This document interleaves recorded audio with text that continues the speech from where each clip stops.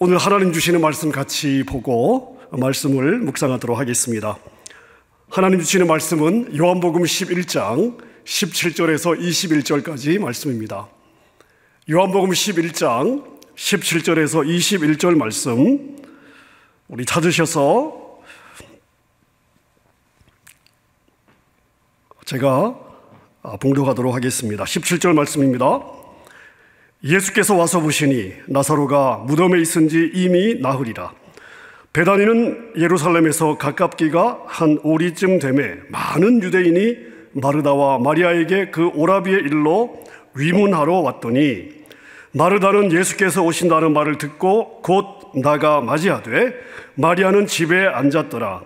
마르다가 예수께 여짜오되 주께서 여기 계셨더라면 내 오라버니가 죽지 아니하였겠나이다. 아멘. 아멘. 요한복음 11장에는 죽은 나사로를 살리시는 예수님의 기적이 기록이 되어 있습니다. 우리가 잘 아는 말씀인데 제가 오늘 이 말씀을 하나님의 관점에서 한번 저희가 묵상해 보려고 합니다. 제가 여러분에게 하나님의 관점에 대해서 참 많이 강조를 하고 있습니다. 정말 많이 강조를 하고 있습니다. 제가 왜 이것을 여러분에게 귀에 못이 박히도록 강조를 할까요?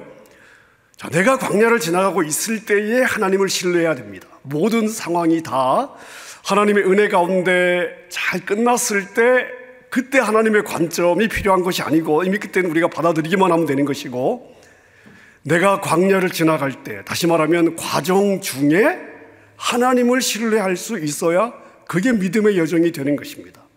내가 내 상황이 도저히 이해가 안 되고 납득이 되지 않을 때 그 과정 속에서, 그 과정 중에서 하나님을 신뢰하기 위해서 하나님의 관점을 우리가 연습해야 되는 것입니다. 그래서 오늘 본문도 하나님의 관점, 과정 자체를 신뢰하라 하는 관점에서 저희가 오늘 이 말씀을 한번 묵상해 보도록 하겠습니다.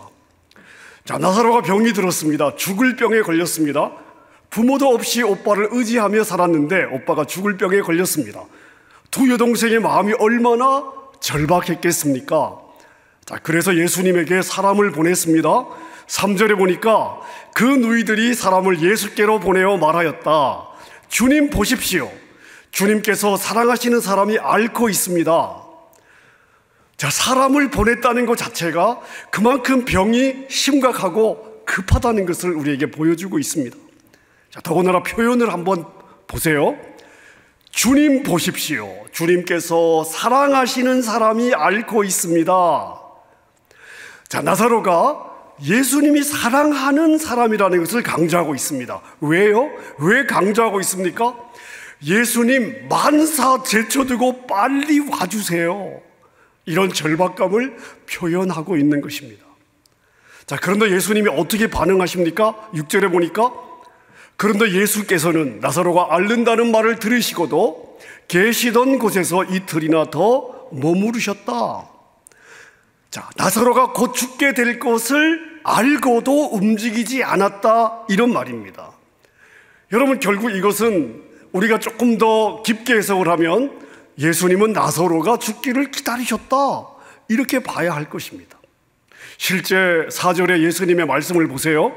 이 병은 죽을 병이 아니라 오히려 하나님의 영광을 드러낼 병이다. 이것으로 말미암아 하나님의 아들이 영광을 받게 될 것이다. 자, 이걸 우리가 종합해서 보면 예수님의 의도는 뭐예요? 나사로가 이 시점에선 죽는 거예요. 이것을 우리가 명확하게 짐작해 볼 수가 있습니다. 그리고 예수님이 미적미적 되는 동안에 나사로가 죽었습니다. 자, 부모도 없는 상황에서 오빠 하나를 믿고 살았던 마르다와 마리아는 하늘이 무너지는 것 같았을 것입니다. 자, 그 와중에 장례를 마쳤습니다. 자, 그리고 나사로가 죽은 지 나흘이 되었을 때 이제서야 예수님이 오신다고 연락이 왔습니다. 자, 두 자매의 반응을 보십시오. 20절입니다. 마르다는 예수께서 오신다는 말을 듣고서 맞으러 나가고, 마르다는 맞으러 나갔어요. 마리아는 어떻게 해요? 집에 앉아 있었대요. 마리아는 예수님 배웅도 안 나가고 집에 앉아 있었답니다.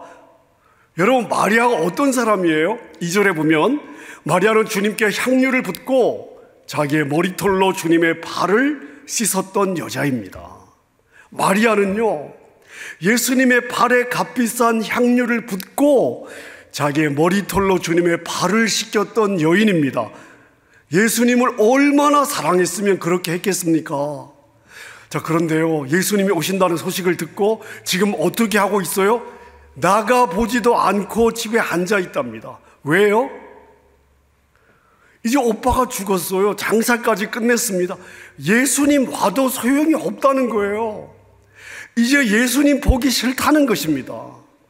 그 마음에 원망과 섭섭함이 가득 차 있습니다. 자, 그런데 이 원망과 섭섭함은 집에 있었던 마리아만 그런 게 아니에요. 마르다는 언니라서 예수님을 만나러 갔습니다마는 마르다의 마음도 똑같았습니다. 자, 예수님을 만난 마르다가 뭐라고 인사하고 있습니까? 주님이 여기 계셨더라면 내 오라버니가 죽지 아니하였을 것입니다. 주님이 여기 계셨더라면 내 오라버니가 죽지 아니하였을 것입니다. 그래서 제가 오늘 설교 제목을 이렇게 잡았습니다.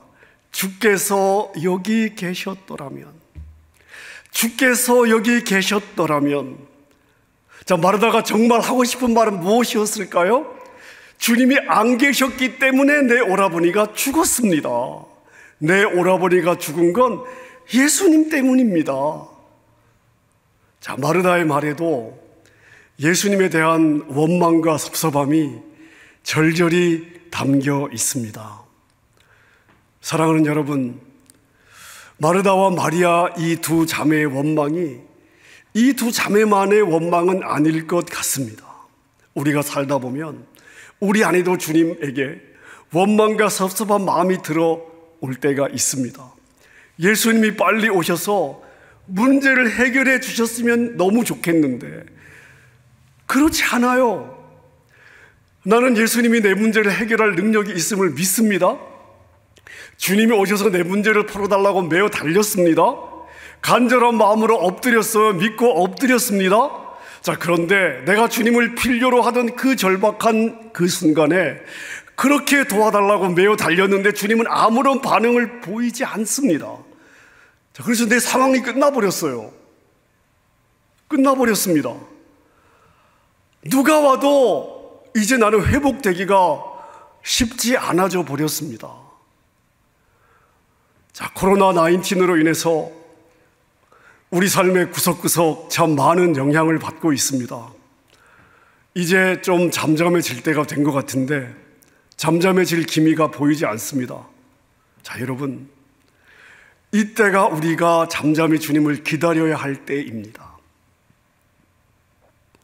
자, 나사로가 죽었다는 말을 듣고 예수님이 비로소 움직이기 시작하면서 뭐라고 말씀을 하시는가 하면요, 14절 15절에 보니까 나사로는 죽었다. 내가 거기에 있지 않은 것이 너희를 위하여 도리어 잘된 일이므로 나는 기쁘게 생각한다.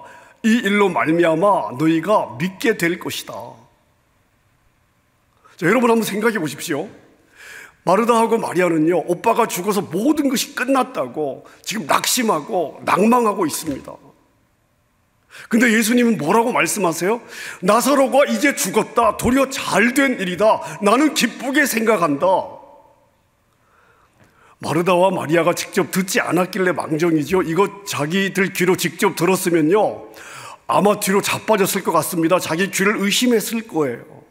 아니, 지금 이분이 제정신인가? 이분이 진짜 내가 아는 예수님 맞아? 아마 그렇게 생각했을 것입니다.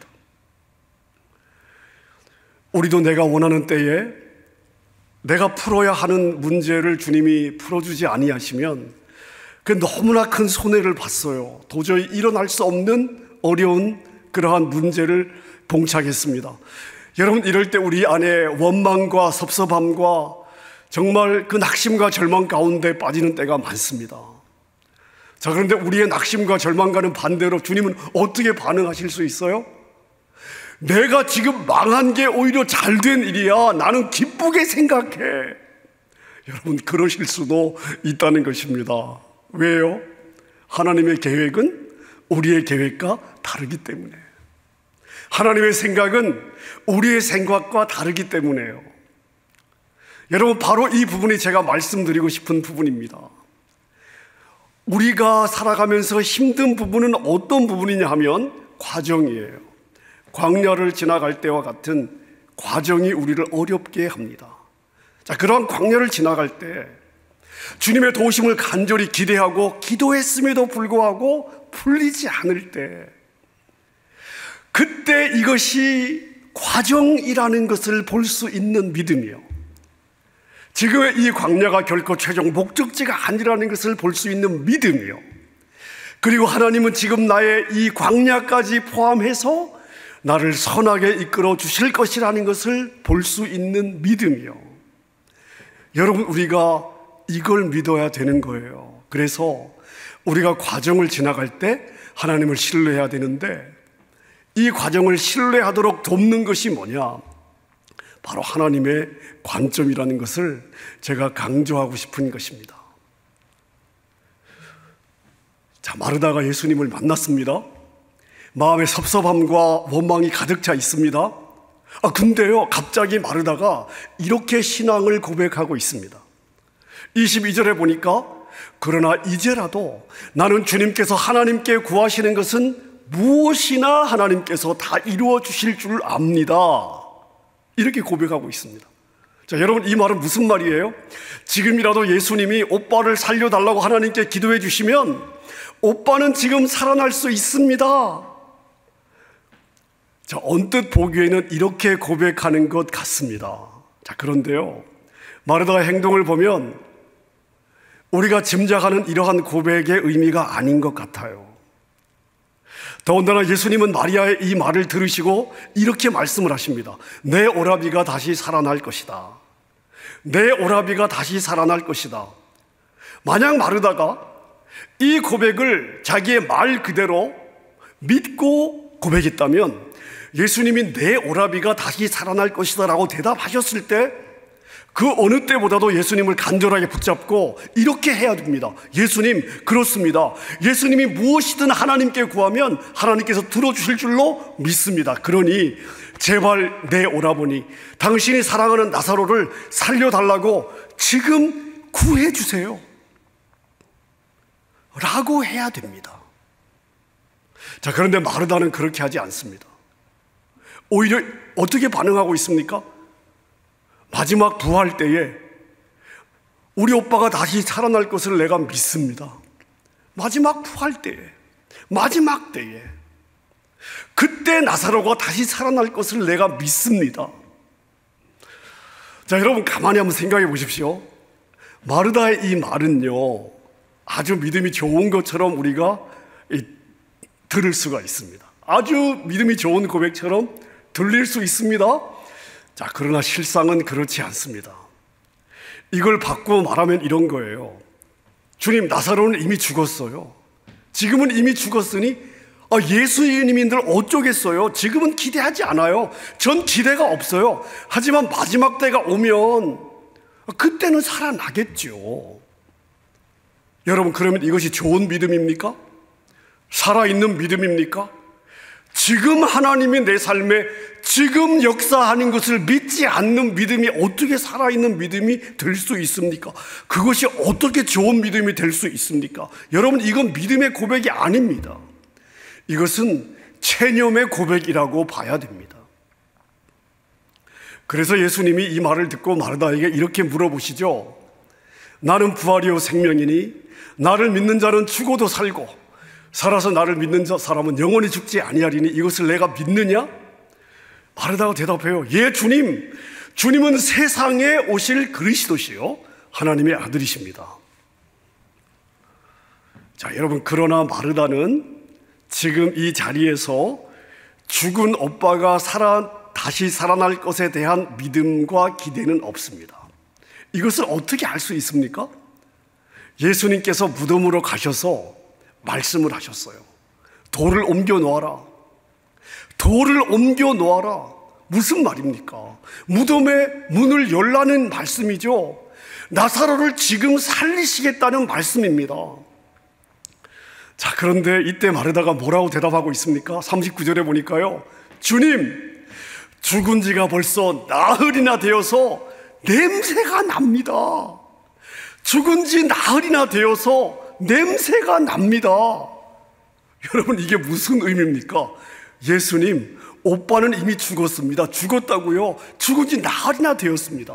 몸은 이미 썩어서 냄새가 나고 있다고요. 그러니 더 이상 이러지 마세요. 주님이 이러시면 저는 더 힘들어요. 여러분, 이런 의미 아닙니까? 자, 그런데 예수님이 이렇게 말씀하십니다. 40절입니다. 우리 함께 읽겠습니다. 40절 함께 읽습니다. 내가 믿으면 하나님의 영광을 보게 되리라고 내가 내게 말하지 아니하였느냐. 여러분, 다시 한번 읽어볼까요? 시작. 내가 믿으면 하나님의 영광을 보게 되리라고 내가 너에게 말하지 아니하였느냐. 아멘입니까? 사랑하는 여러분, 믿으면 하나님의 영광을 보게 될 것입니다. 믿는 자가 하나님의 영광을 보게 될 것입니다. 그리고 예수님이 외치십니다. 나사로야 나오너라. 나사로야 나오너라. 나사로야 나오너라. 죽은 나사로가 다시 살아나 무덤에서 걸어 나온 줄 믿으시기를 바랍니다. 혹시 여러분 가운데 낙심과 절망에 빠져 있는 분이 계십니까?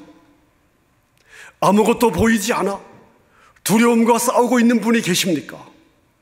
주님께 도와달라고 부르짖는데 주님은 침묵하고 계십니까? 그러나 여러분, 낙담하지 마십시오. 우리 주님은 그때나 지금이나 여전히 같은 분이십니다. 잠시 후에 무덤의 돌을 옮기고 여러분의 이름을 불러 주실 것입니다. 주님이 나흘이나 늦게 오셨을 때 마르다와 마리아의 모든 소망은 이미 사라졌습니다. 예수님이 왜 늦으시는지 도무지 이해가 되지 않았습니다. 그러나 우리가 보기에는 비록 나흘이 늦었지만 바로 늦은 그 시간이 하나님의 시간이었습니다. 비록 나흘이 늦었지만 정확한 시간에 오신 것입니다. 주님은 가장 정확한 시간에 오신 것입니다. 여러분에게도 가장 정확한 시간에 찾아오실 줄로 믿습니다. 이번 주에 저희가 사역자 수양회를 하면서 하는 동안에 제가 찬양 영상을 하나 받았습니다. 바로 이 요한복음 11장을 고백하는 그러한 찬양의 영상이었습니다. 이 찬양을 보면서 참 너무나 많은 감동을 받았습니다. 너무나 잘 아는 말씀인데요, 정말 우리 주님이 이런 분이구나. 이 찬양을 제가 함께 이렇게 보면서 막 온몸에 전기가 흘렀어요. 그래서 이 찬양 영상을 제가 보면서 오늘 이 본문으로 말씀을 나눠야 되겠다, 이렇게 제가 생각을 했습니다. 이 찬양 영상 한 4분 정도 되는 영상인데 이 영상 함께 우리 보시고 그리고 제가 설교 마무리하고 그리고 함께 우리 기도하도록 그렇게 하겠습니다. 사랑하는 여러분, 나사로를 살리신 예수님이 저와 여러분의 하나님이십니다. 우리의 구원자요, 우리의 생명이요, 우리의 소망이 되시는 분이십니다. 말씀 한마디로 병을 고치시고 귀신을 쫓아내시고 죽은 나사로를 살리신 그 예수님께 우리는 지금 예배드리고 있습니다. 이번 한 주간도 예수님과 더불어 소망찬 믿음의 삶을 살아낼 수 있기를 우리 주님의 이름으로 축원합니다.